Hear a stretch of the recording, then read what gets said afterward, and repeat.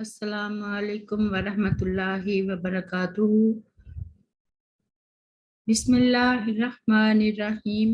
یا ایھا الذین آمنو، اے وہ لوگو جو ایمان لائے ہو، کتبہ لکھ دیا گیا، علیکم الصیام اوپر تمہارے روزہ، کما جیسا کہ کتبہ لکھ دیا گیا، علی الذین ان لوگوں پر، من قبلکم جو تم سے پہلے تھے، لعلکم تاکہ تم تتقون پرہیزگار بنو۔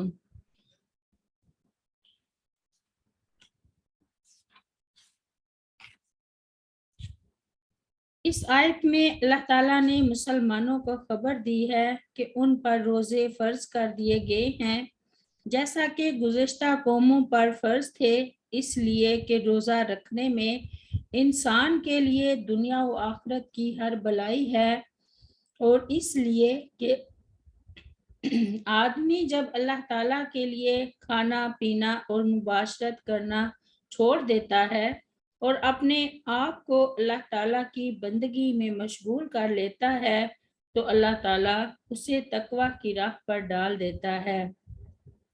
یا ایھا الذین آمنوا کتب علیکم الصیام کما کتب علی الذین من قبلکم۔ سیدنا عبداللہ بن عمر رضی اللہ عنہ بیان کرتے ہیں کہ نبی کریم صلی اللہ علیہ وسلم نے فرمایا، اسلام کی بنیاد 5 چیزوں پر ہے۔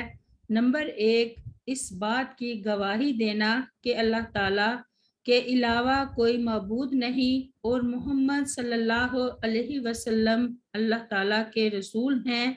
نمبر 2، نماز قائم کرنا۔ نمبر 3، زکوٰۃ ادا کرنا۔ نمبر 4، حج کرنا۔ نمبر 5، رمضان کے روزے رکھنا۔ سبحان ربک رب العزت عما یصفون وسلام علی المرسلین والحمد للہ رب العالمین۔ السلام علیکم ورحمۃ اللہ وبرکاتہ۔